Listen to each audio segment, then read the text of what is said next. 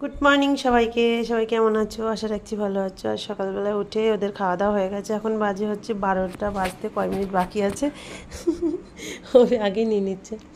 তুমি আর ভাই খাও। রিজয়, ওদের না দিলে তো খাবে না। এই যে একজন আছে, ওনাকে বললাম এগুলো রেডি কর, দুই ভাই খেয়ে নে। ভাইকে ডাকছি, দেখো। আমি কোনটা নেবো? দুটো দাও আমাকে দাও।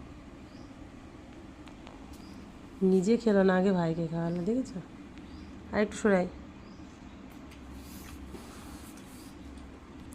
এইদিকে বস, এইদিকে বস, তুই তুই এইদিকে বস। দাদা খাওয়ার সুবিধা হবে না। ও বলছে দাদাকে, দাদার খাওয়াতে সুবিধা হবে। তার মানে তুই নিজে হাতে খাবে না, দাদাই খাওয়াবে তোকে? দাদা খাও খাও খাও। দাদা আবার এই পাশে খায়, কি কারণে